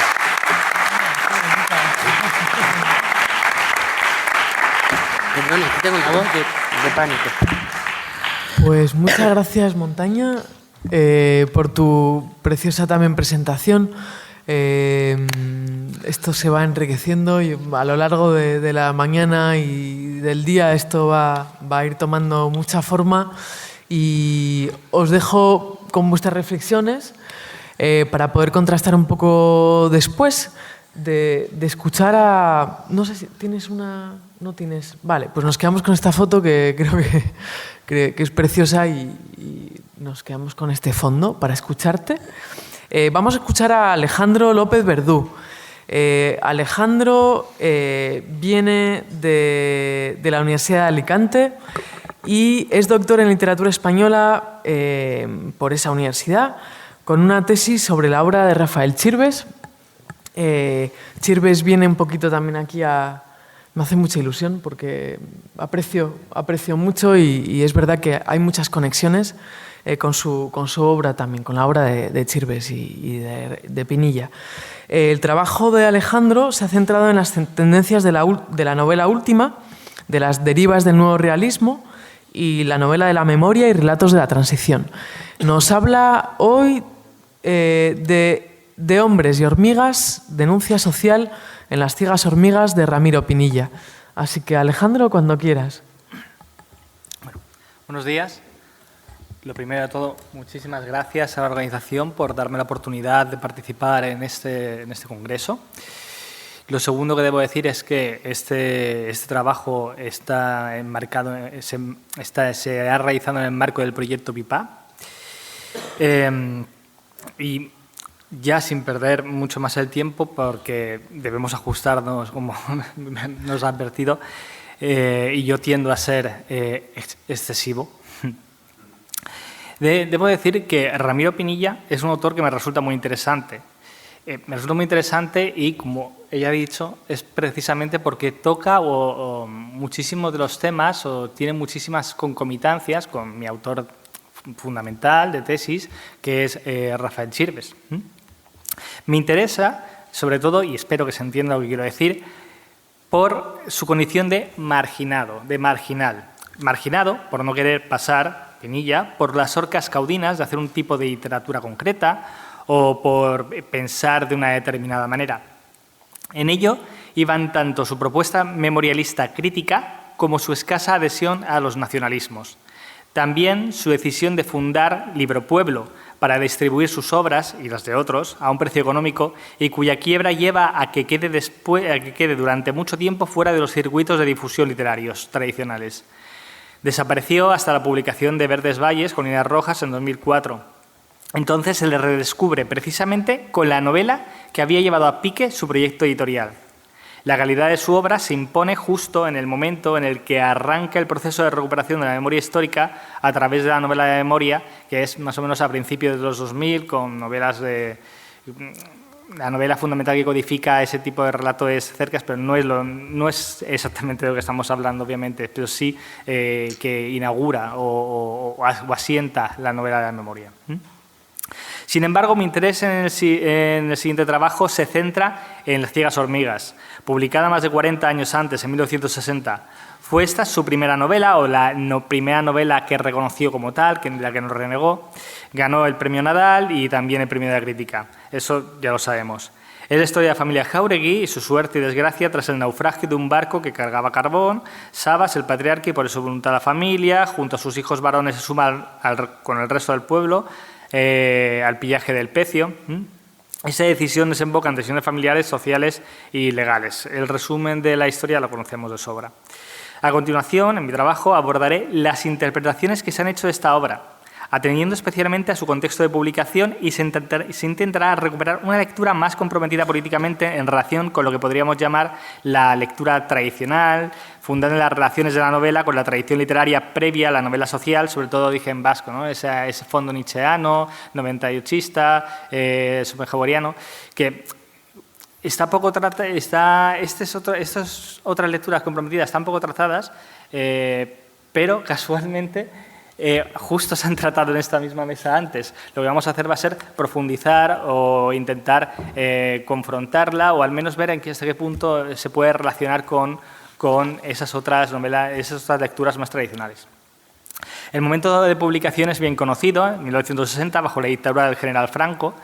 Leída en su contexto, esta novela hace evidente el carácter de denuncia de la situación del país. El hecho de que la historia se sitúe durante la República, como ha localizado Ruiz Ocaña Dueñas por las referencias simultáneas a la Guardia Civil y los Carabineros, no evita que se lea como representación de la realidad de su tiempo, el tiempo en el que está escrita. Citando de nuevo a Ruiz Ocaña Dueñas, en Las ciegas hormigas se respira un aire espeso y pesado, el esfuerzo individual nada puede ante el ambiente tremendamente negativo, y el lector intuye que la novela, al modo stendhaliano, refleja en su espejo la España de comienzos de los años 60, que trabajosamente trata de superar la posguerra y aún no ha conocido, aunque esté a punto, las alegrías del desarrollismo. También Menchacator Engaña, que es precisamente un autor que has nombrado, nos va a acompañar a lo largo de este trabajo, y sobre todo su interpretación o su visión de corte marxista de esta novela, Ciegas hormigas. El contexto, volviendo sobre este autor, el contexto obligó a que el mensaje social pasara camuflado en una fábula inofensiva. Además, Pinilla sitúa la época antes de la guerra y centra la novela en la dimensión épica o trágica, como defienden algunos, más que en los aspectos sociales. Esto no cambia que funcione como trasunto, puesto que las condiciones de la novela remiten a las que se vivían en el momento de su publicación, y es más, si se tiene en cuenta esta lectura marxista, no habría habido ningún cambio sustancial, pues tanto en aquellos años como en estos otros imperaría el régimen del modo de producción capitalista. No era la primera vez que una novela crítica con el régimen recurría a proyectar la triste realidad del presente en un tiempo pasado con tal de elaborar una denuncia que pasara por el cedazo de la censura. La familia Pascual Duarte, de Camilo José Cela, o Los hijos de la ira, de Damaso Alonso, son dos ejemplos de crítica inmediatamente anterior, más o menos camuflada. Más o menos. Las ciegas hormigas se presenta como una novela social propia de la posguerra, pero con matices, pues introduce una serie de innovaciones técnicas que contribuyen al proceso de renovación literaria que se inicia a partir de los 60 y cuyo principal hito fue la publicación 2 años más tarde de Tiempo de silencio, en 1962. Las innovaciones técnicas que emplea Pinilla procedían sobre todo de influencia de Faulkner y su novela Mientras agonizo, entre otras, cuyas relaciones ha estudiado Bartolomé. Pinilla conoció la obra de Faulkner a partir de la instalación en Bilbao de la Biblioteca Americana, tal y como dice en una entrevista. Faulkner fue, durante todos esos años, promocionado por la política exterior estadounidense en el contexto de la Guerra Fría. Pero lo realmente interesante es que parece que Pinilla comprendió bien la dualidad de la novela, que años más tarde quedaría truncada como una expresión de vanguardia formal o estética, ¿no? Mientras agonizo. Junto con esta, también la novela transmite una visión ética de la realidad. Y también Pinilla aunó ambas en Las ciegas hormigas. Esto no quiere decir que no haya influencia de la tradición española, desde Baroja hasta los libros de Pillaje, los libros sobre Pillaje de Pardo Bazán, Jesús en la tierra y La ganadera, de ello habla también Ruiz Ocaña Dueñas, a quien ya ha citado antes, ¿no? De Follner toma, entre otras muchas cosas, la estructura y el juego de perspectivas, como reconoce en una entrevista en 2006. Descubrirlo supuso una revolución para Pinilla porque comprendió que los personajes podían hablar por sí mismos. Sin embargo, la estructura de la novela no se ajusta completamente a la polifonía construida a base de monólogos interiores de mi agonizo. Por el contrario, Las ciegas hormigas tienen dos tipos de narrador. El de Ismael, niño durante los hechos de la novela que ya adulto introduce a cada capítulo la historia de su familia en aquellos años, y los otros narradores, que son los de todos los demás personajes. A lo largo de las 21 secciones, el narrador de Ismael dota de coherencia los 88 monólogos de los personajes y unifica el destino del grupo. Su voz funciona, como dice Aramburu en el prólogo, como el tronco del que surgen las ramas. Pinilla no asume todas las enseñanzas de Follner, como señala Bartolomé, y la explicación puede ser muy simple. La estructura de Mientras agonizo, tal y como estaba planeada, no era útil al proyecto de Pinilla, pues éste aspiraba a narrar y defender las experiencias colectivas, mientras que la polifonía de aquel incidía en la incomunicación de los personajes, que es precisamente también lo que ocurre en Chirves, en Los viejos amigos, en Crematorio y en otras novelas. La polifonía muchas veces la polifonía formal tiende a eso. Dado que el tiempo es limitado, debemos exigirnos brevedad, por lo que abordaremos ya las múltiples lecturas de Las ciegas hormigas, comenzando con la de corte existencialista, si se quiere utilizar esta etiqueta, pero que bien puede denominarse tradicional, puesto que es la más difundida. Esta se atiene a la patente influencia de los escritores vascos en castellano, como Unamuno y Baroja. Como dice Pérez Avellán, estos dos son vascos como él y siempre lectores de profunda asunción de las directrices filosóficas de Schopenhauer y Nietzsche. Sería una actualización del 98 y su lucha por la vida. En ese sentido, Pérez Avellán la vincula, la novela de Pinilla, con el de Manuel Alcázar de La busca y la mala hierba e Iturrioz y Andrés Hurtado de El árbol de la ciencia. Sin embargo, Betty Sáez matiza esta influencia, cuando no la niega. Según él, no parece que Baroja influyera ni en técnicas literarias, lenguaje ni estilo, y tampoco en lo que respecta al pensamiento político. A lo sumo, influye un aspecto común, la condición de vascos de todos ellos, y esa actitud hacia el mundo de que la libertad no se mendiga, sino que se conquista a partir del propio esfuerzo individual. También sería consecuencia de este espíritu el de Pinilla, antiestatalismo. Lo que ocurre es que ambos escritores tienen formas similares de ver el mundo y eso da lugar a personajes similares. Por otro lado, están las influencias filosóficas. En primer lugar, Nietzsche y su vitalismo irracionalista, la fuerza de voluntad del patriarca. Sabas Jáuregui sigue actuando aun cuando su hijo Fermín haya muerto recogiendo carbón. También que la voluntad de vivir hace que el hombre se imponga metas para evitar reconocer el absurdo de la repetición de unos hechos sin trascendencia. Así son las ciegas hormigas como los recogedores de carbón, dice Pérez Avellán. En segundo lugar, Schopenhauer y la voluntad ciega que solo obedece a sí misma. El hombre no puede hacer nada contra ese plano. La única opción es suspender el juicio, epogé, como la abuela, tras la muerte de su nieto. También con referencia a Pérez Avellán. Por último, quedaría el aspecto más existencial, porque la cuestión del existencialismo, Schopenhauer y Nietzsche es un tema al que no podemos entrar. Quedaría el plano o el aspecto más esencial, que sería el vacío religioso. Dice Pinilla, en una entrevista en El Ciervo, en 1961, que ha intentado reflejar en Las ciegas hormigas la fortaleza del hombre que lucha con su vacío religioso, con los elementos y con los demás hombres. Y ante el silencio de Dios, Sabas encuentra la esperanza y el sentido en otro sitio. Y cito a Betty Sáez, el trabajo y el esfuerzo por el esfuerzo. Ese sería el lugar donde encuentra el sentido. Así pues, siguiendo a este crítico, y cito, Las ciegas hormigas es una narración de naturaleza mítica. Luego hay una lectura de corte más bien nacionalista en lo que respecta a la obra de Pinilla. Aunque quizá hubiera que matizar esta denominación como la anterior denominación o la siguiente denominación que vendrá. Si promatices que no falte. Se funda esta lectura en los comentarios de ya citado Betty Sáez y sus artículos sobre la novela. Es una lectura, como se puede intuir, que deriva en cierto modo de la anterior. Sí hay confluencias entre Baroja y Pinilla, Estas obedecerían a su comunión con el pueblo vasco. Desde luego, el proyecto literario de Pinilla se propone la recuperación de la memoria del País Vasco en un momento en que cualquier expresión de la identidad estaba bajo amenaza. Recuérdese, por ejemplo, no es en este momento, pero sí 15 años más tarde, el caso Añoveros, con los intentos de expulsión del obispo y demás.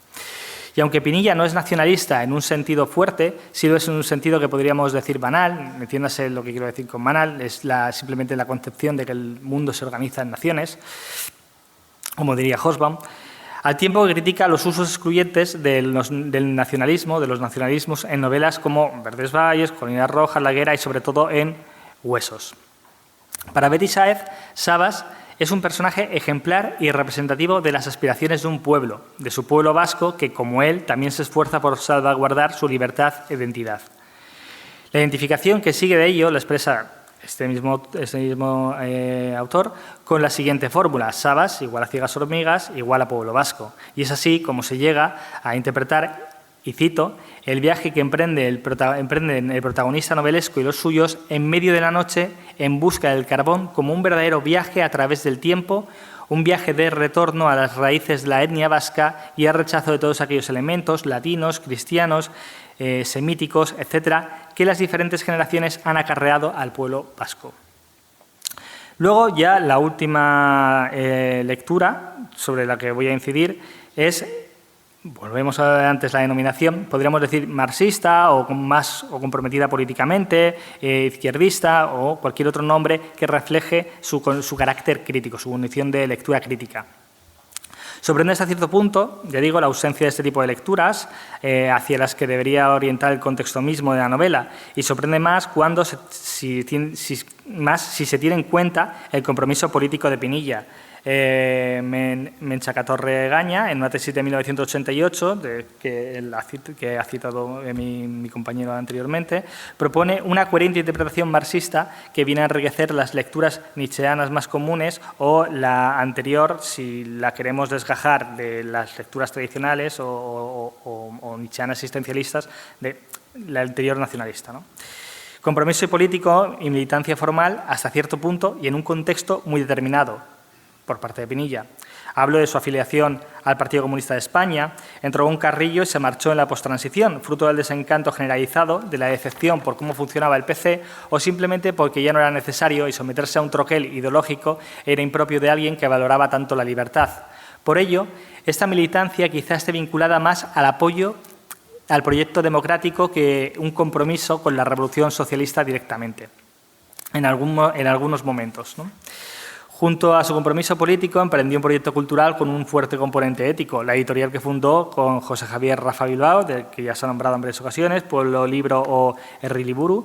Con ella, Pinilla se proponía ofrecer los libros a un menor coste. Fue también una manera de acortar el camino entre el autor y el lector y, por supuesto, una búsqueda de otras vías de expresión política. En ello se deja traslucir el espíritu del 68. De hecho, Pinilla llega a decir que, a falta de un Estado socialista que edite los libros en grandes tiradas que abaraten sus costos y lleguen directamente al lector, nosotros hemos optado por ese intento de socializar lo que produzcamos. Aunque, como también se ha dicho aquí, también tuvo que ver algún conflicto con Destino y Planeta, ¿no? Todo esto está estudiado por Feijóo Morote. Tampoco fue Las Ciegas Hormigas su único libro comprometido, por supuesto, ni siquiera el que mayor carga política memorialista explícita ha demostrado. Antonio B. el Rojo o el Ruso o La Higuera son quizás más evidentes. Hay en ellos una clara denuncia del terror fascista. Incluso su gran trilogía, Verdes Valles, Colinas Rojas, participa del movimiento por la recuperación de la memoria histórica, como hemos dicho antes. En mi opinión, estas interpretaciones son todas posibles, ¿no? Una dada por el contexto, otra por la tradición, incluso se podría decir que no son del todo excluyentes. Creo que Pinilla pudo sentir la necesidad de sumarse a la crítica social del rey marxista en el contexto de la época, pero su tendencia natural impide toda ortodoxia, barruntando a Marx con Nietzsche. Es cierto que ha habido autores teóricos que han bebido de ambos, pero quizá la voluntad de poder y la lucha de clases no terminen de ser compatibles. Pero no pasa nada, la escritura es un lugar de encuentro para las ideas antitéticas, para las ideas en conflicto. Analizaremos algunos aspectos de estas lecturas. En primer lugar, la interpretación de Sabas como un personaje trágico que conecta la novela con la tradición clásica. Ciertamente, muchos críticos han señalado el carácter de héroe trágico de Sabas. Ruiz Ocaña, por ejemplo, defiende que Sabas se convierte en héroe trágico en el momento en el que decide quedarse a terminar la recogida de carbón antes que devolver el cadáver de su hijo a casa. Es una decisión absurda que traspasa, cito, ya los límites de la lógica humana, ha incurrido en la desmesura, la hibris clásica, y a partir de ahora el fatum dirigirá todos sus pasos y el destino más cruel se enseñará con él. Del mismo modo, a pesar de que la polifonía de la novela, incluso a pesar del hecho de que será su hijo en el futuro quien introduzca cada capítulo, es Sabas quien domina la historia y el resto de personajes son, en cierto modo, comparsas, se ha dicho, no estoy tan segura de que esto sea así, en torno a él. Pero Sabas también es, desde la lectura marxista, un personaje épico, al menos en el sentido de que representa una colectividad. En su caso, este colectivo es, en el caso de la lectura marxista de Menchaca-Torre Egaña, la clase obrera subyugada por las estructuras sociopolíticas del sistema capitalista, citado, o también, volviendo a las lecturas anteriores, podía ser el pueblo vasco, como proponía Beatriz Sáez. El siguiente componente que examinamos es el conflicto de clase. Sabas establece una genealogía familiar, que es típicamente vasca, ¿no? Una genealogía nacional, pero también conscientemente proletaria, posicionándose con unos otros frente a ellos en la lucha de clases. Cito de la novela, pues si bien resultaría un acto monstruoso para ellos, mucha gente del norte, del este, del sur o del oeste, que desde el principio de los tiempos se alzaron sobre algo para ver mejor y vigilar a los que trabajaban, y que entonces ese algo fue una simple piedra y que hoy es nuestra muestra de la sociedad como accionistas, consejeros y demás que se sienten a su alrededor, no lo es para nosotros, que descendemos de quienes debían su supervivencia al sol, el primer benefactor de los trabajadores, que desaparecía y traía la noche sobre la tierra para obligar a ellos a permitirles que descansaran junto a sus cadenas, ya que no podían hacerles trabajar a oscuras. Este distanciamiento entre las clases sociales, que ilustra el párrafo, es continuo en la novela. Unos sufren y otros se benefician del modo de producción capitalista. Es una diferencia que, rompiendo el tópico o remozando a estas alturas otro, perdura tras la muerte. La muerte ya no es igualadora, como trata Menchaca-Torre Egaña, ¿no? Cuando sin dinero Sabas va a tratar a la agencia funeraria del entierro de su hijo, el empleado le recomienda que opten por una tercera clase. Y es entonces cuando Sabas pregunta que es si tiene que haber clases incluso después de muerto. Otro tema fundamental de la novela y una constante ideológica en la narrativa de Ramiro Pinilla es el primitivismo y, en este caso, también los cambios sociales. En ellos, desde luego, hay un peso en cuanto a la actitud local vasca. Quizás su origen vasco, ya digo, imprime un determinado carácter, pero las influencias extranjeras también tienen mucho que ver, como es el caso de Walden. Y según Beatriz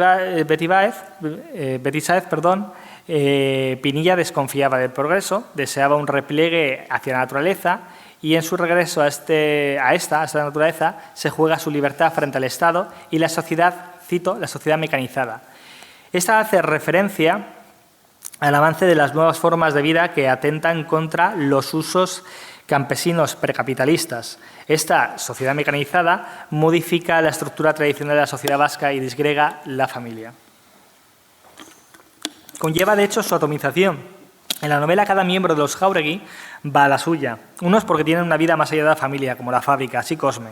Otros porque el Estado se ha hecho con ellos y les ha impuesto un fusil, como Bruno. Otros porque tienen problemas mentales, Fermín. El único, bueno, problemas mentales y una situación distinta. El único que se salva es Ismael, y quizá porque, siendo tan joven, todavía no ha tenido tiempo de corromperse. También están degradadas el resto de las relaciones sociales extrafamiliares. El pueblo es un todos contra todos cuando recogen el carbón y un todos contra los Jáuregui cuando a todos les es requisado menos a estos. Es el avance del capitalismo y la destrucción de las sociedades campesinas y los lazos comunitarios. Cada miembro de la familia también sufre su propia obsesión. La de Cosme, que trabaja en una fábrica, ilustra muy bien esta idea. Con el dinero que ha ido ganando, se ha comprado una escopeta, un lujo incomprensible. El uso privativo de la escopeta se desvía de las dinámicas colectivas campesinas. Su adquisición se puede leer también como la punta de lanza de la sociedad de consumo que estaba por venir con el triunfo del capitalismo. Y cito, ese lujo que significaba aquella escopeta para unos obreros como nosotros, ese juguete demasiado caro que nada, ni amparándolo bajo la denominación de única y ferviente pasión, podía justificar su adquisición. Finalmente, Cosme acaba renunciando a ella para pagar el entierro de su hermano, vence los primitivos lazos de las comunidades naturales frente a la atomización impuesta por la industrialización burguesa. El caso de su otro hijo, Bruno, que hace el servicio militar y por tanto está al servicio de él o secuestrado por el Estado, es otro ejemplo de ello. Esa ruptura de los lazos comunitarios está íntimamente relacionada con la irrupción de la propiedad privada sobre los espacios tradicionalmente comunales. Sabas y el resto de las familias se quieren hacer con el carbón porque lo consideran suyo, porque en ese estado no es de nadie, o lo recogen o se lo tragará el mar. Se apoyan en los usos sancionados por la costumbre, puesto, como infiere el lector, ya había ocurrido un episodio similar. Pero las leyes del nuevo Estado, que llegan a todas partes, defienden los intereses de la nueva clase dominante. Es la lógica del capital la que se acaba imponiendo sobre el carácter o la buena voluntad de los individuos, tal y como se presenta con un caso excepcional, el comprensivo policía. La cuestión del antiestatalismo adquiere también otro sentido a la luz de esta lectura, puesto que el Estado liberal surgido de las revoluciones burguesas extendió progresivamente su control a todo como una herramienta al servicio de la clase dominante burguesa, ¿no? La forma de moverse por el Estado, resulta un arcano impenetrable para la clase trabajadora. Es lo que le ocurre a Sabas. Su desprecio por las leyes capitalistas que impone este Estado se hace patente cuando dice que no debería preocuparse por la legalidad burguesa en el momento de la muerte de su hijo. Ello está vinculado con el primitivismo, por supuesto, y de ahí de nuevo que el hijo pequeño sea el único que no ha sido corrompido todavía, pero también con el anticapitalismo, por cuanto estas leyes vienen a trastocar las que naturalmente se habían desarrollado entre los hombres antes de la instauración del Estado. Véase, por ejemplo, el libro de Engels sobre el origen. Asimismo, Sabas tampoco sabe cómo tratar con las empresas capitalistas, no entiende los cálculos de pérdida y beneficio que contradicen la intuición campesina y proletaria. Son cosas que nosotros no entendemos, prosigue el padre. Por un lado, hay compañías armadoras de barcos, por otro, compañías de seguros marítimos. Unas veces las compañías armadoras quieren salvar el barco y su cargamento, en otras ocasiones no. Son papeles y papeles y papeles, ¿no? El antiestatalismo, tan propio de la sociedad vasca de la que habla Betis Sáez, quizás no sea una cuestión meramente étnica o esencialista, sino la actitud de una resistencia de las sociedades campesinas en los albores del Estado liberal. Y en cualquier caso, se podría decir que si es antiestatalista Sabas, también es antiempresarial, al menos en el caso de la empresa capitalista, cuya constitución no podría ser más diferente de la del taller tradicional. También se manifiesta contra las formas elaboradas de la cultura burguesa. La cultura es un instrumento de dominación de los menos sobre los más. Esta idea también encaja en la lectura nietzscheana, que pues, son las formas indirectas de los esclavos que imponen su moral sobre los fuertes, pero desde las elaboraciones del concepto de ideología que siguieron a la hegemonía gramsciana, que también se ha citado aquí, el marxismo ha encontrado una vía para extender las sospechas sobre los artefactos culturales. Así es la siguiente cita. Sabas critica tanto la burocracia del Estado como la retórica que oscurece y manipula la realidad. Volviendo a Chirves, la buena letra es el disfraz de las mentiras, ¿no? La retórica sirve para encubrir la realidad, para encubrir nuestros instintos. Dice él, pero en el fondo es toda cuestión de papeles y de hablar para poder llenar los papeles. Los hechos importan menos que los papeles escritos, la manipulación histórica, la manipulación de la verdad por medio de la cultura, por medio de la retórica. Yo mismo puedo decir una cosa de 1000 formas y hacer que parezca otra, y tú, Pedro, lo mismo. Y voy acabando ya. De ahí viene su actitud contraria al lenguaje que puede leerse también en esta idea, ¿no? La cultura que presentía debía estar escondida en algún lugar o algunas personas que le habían sido vedada por nacimiento, a la que temían, no obstante, por no comprenderla y desconocer que se hallaba siempre de parte de los que mandaban. Y también otra serie de citas que obviamente me voy a saltar porque debemos terminar.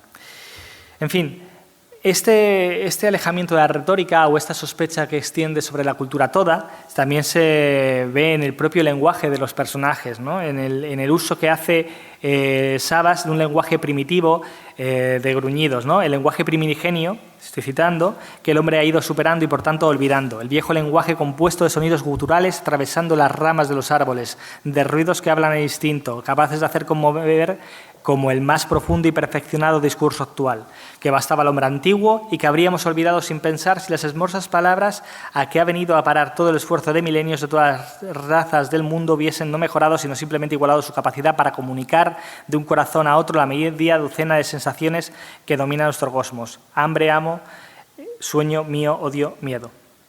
En fin, Mencha Catorre Egaña, al que estamos siguiendo, abandona un poco la lectura marxista hacia el final a centrarse en las causas del fracaso de Sabas. ¿Lo abandona?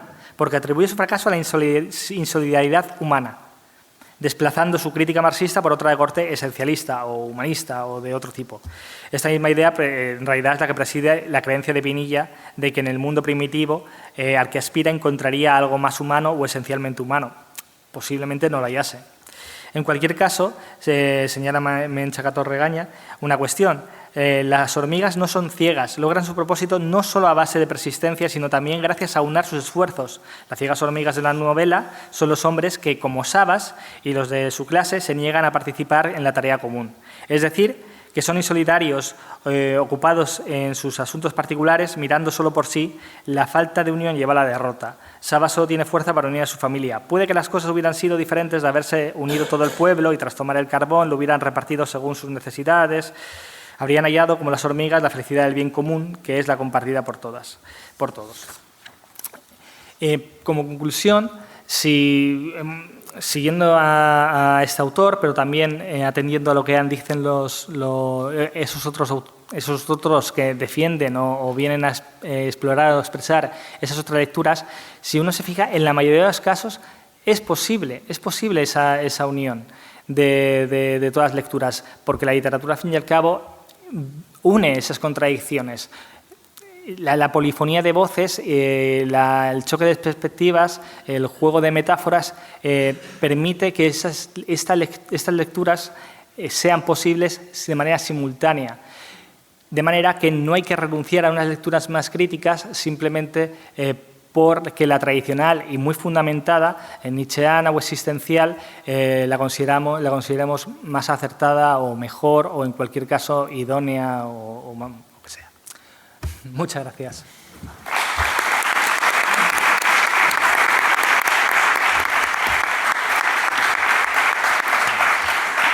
Muchísimas gracias, Alejandro.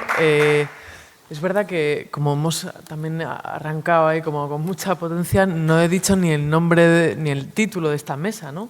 Y el título de esta mesa es La ética de los desposeídos.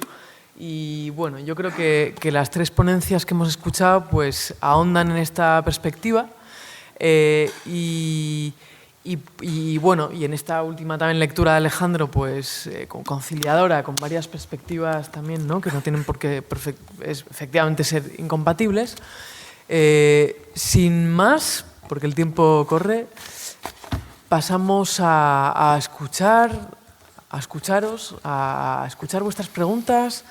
Si queréis formular alguna, tenemos unos minutos para poder intercambiar antes de pasar a tomar café y algo más. Sí, creo que en principio, no sé si hay una persona que puede venir con el micro. Gustavo, se te oye bien, pero...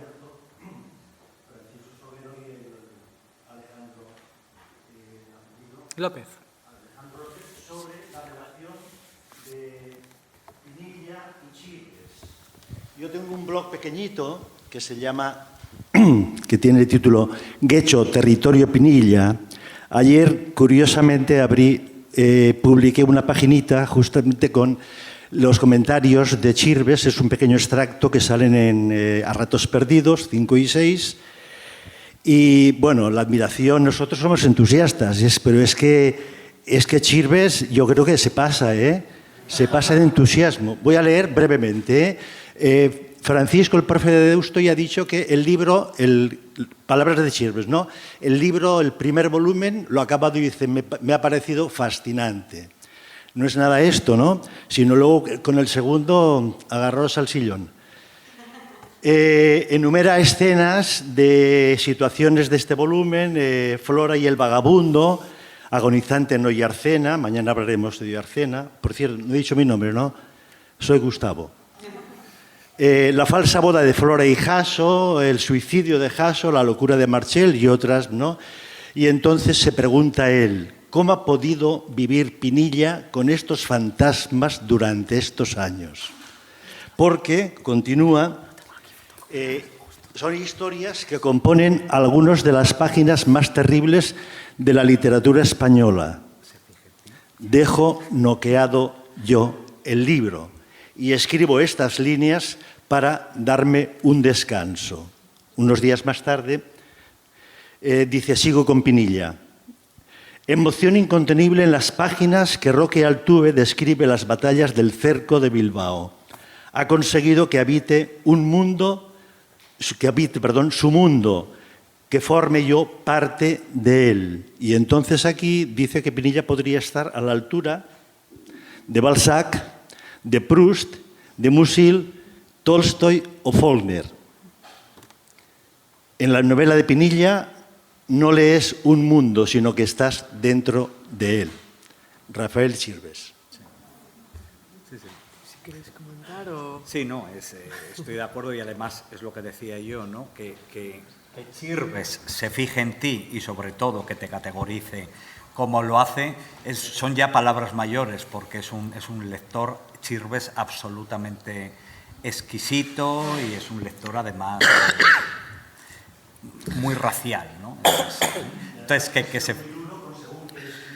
por eso te digo, incluso hasta con sus escritores más amigos o más cercanos, como el caso de Marta Sanz, por ejemplo, ¿no? Sí. Que luego ya se lo devuelve un poquito en el prólogo a la primera, ¿no? ¿Vale? Pero bueno, sí.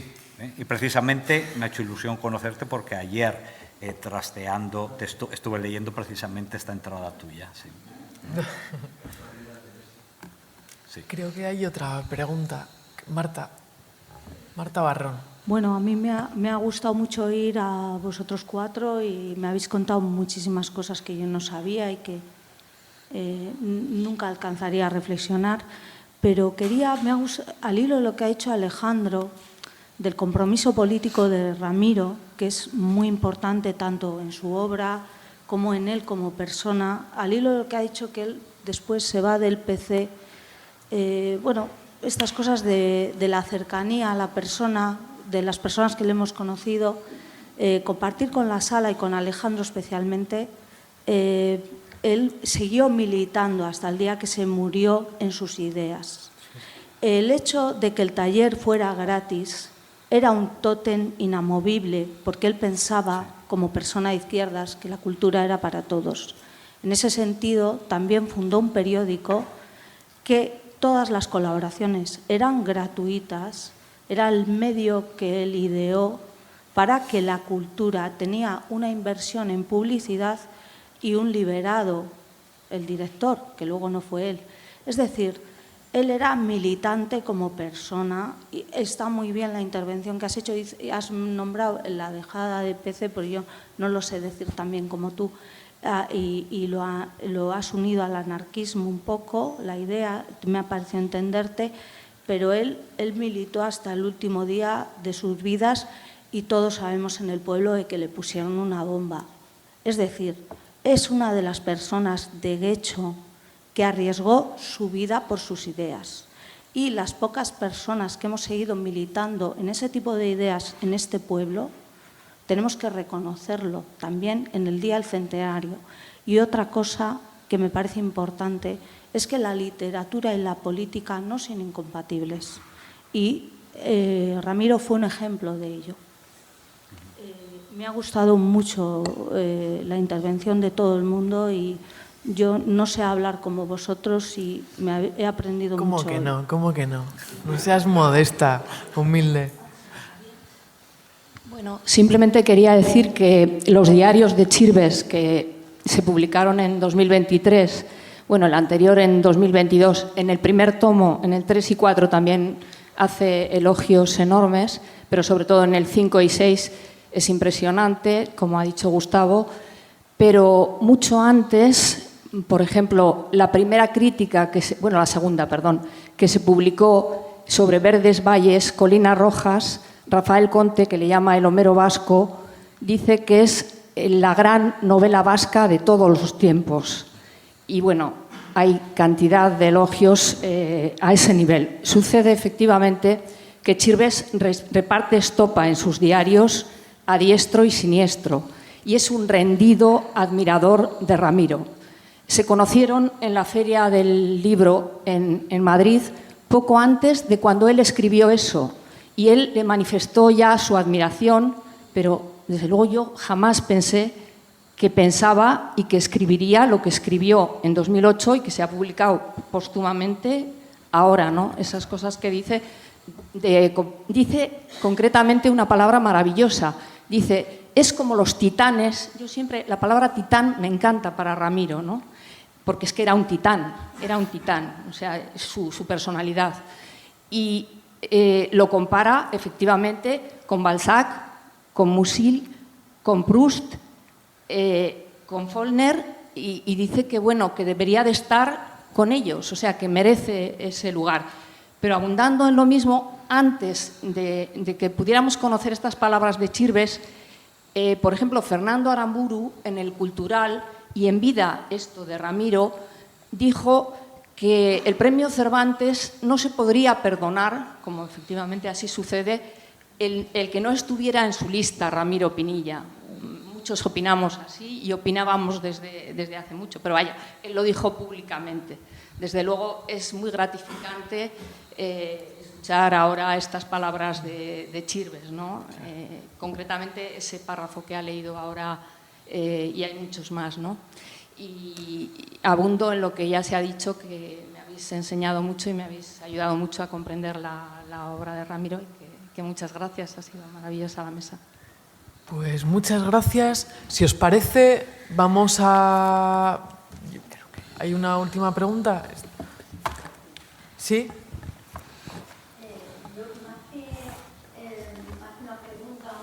Mira, un micro que... Sí, así. Si se me escucha así, Sí. Es una reflexión. El otro día, releyendo un poco algunos libros de Ramiro, me preguntaba a mi hijo, me decía, pero mamá, bueno, terminé de leer Seno, y me dice, pero mamá, ¿te gusta tanto porque era amigo tuyo o porque escribía bien? Me dice, ¿no? Tiene 24 años. Y me quedé mirándole y le dije, bueno, Ramiro es un gran escritor. Ramiro es, para mí, alta literatura. Y no tiene nada que ver con que sea amiga y hermana de Leción de Begoña y que fuera también amiga de Ramiro. Es una reflexión, bueno, me ha encantado que hablara ahí esta mañana de memoria histórica y de los don nadie, porque uniendo un poco la reflexión con mi hijo, después me preguntaba, ¿por qué me gusta tanto la obra de Ramiro? Hice una reflexión que hoy se corrobora con lo que habéis hablado. Pertenezco a una familia del extrarradio de Sevilla, de las mal llamadas 3.000 viviendas de Sevilla. Mi padre era conductor de autobuses. Somos 5 hermanos, los 5 estudiantes universitarios, gracias al ascensor social, aquel que casi se está perdiendo ahora. Somos una familia de don nadie, efectivamente. Y por eso entronco también con esta obra de Ramiro, ¿no? Con cada una de sus libros, de sus obras, o por lo menos con una parte importante. Y por otra parte, somos también familia, venimos de un pueblo de Sevilla, de Carmona, represaliada muy fuertemente por el golpe fascista del 36 y por la guerra y la posguerra, con familiares fusilados en campos de concentración, un bebé desaparecido, mi hermano mayor, la usurpación de mi casa, de Carmona, de la casa de mi bisabuelo fusilado. Eso entronca también con parte importante, como habéis dicho, con la obra de Ramiro, ¿no? Claro, ahí me centro y ahí me centro yo y me centra y me atraviesa la obra de Ramiro también. Así que es una reflexión más que ninguna otra cosa que quería haceros en voz alta y exponiendo un poco intimidades que están ahí y que entroncan con su obra. Pues muchísimas gracias. Yo creo que, vamos, un aplauso.